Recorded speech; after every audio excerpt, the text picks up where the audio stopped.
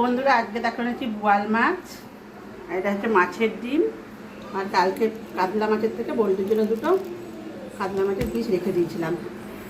আর এখানে আমরা টক ডাল হয়ে গেছে, আর এখানে ভাত হয়ে গেছে।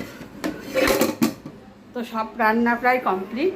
আর দেখো এই যে একটা আম এনেছিলাম, না সব রান্না কমপ্লিট না, এখন ভাত মাছটা করবো, মাছের ডিমও হয়ে গেছে।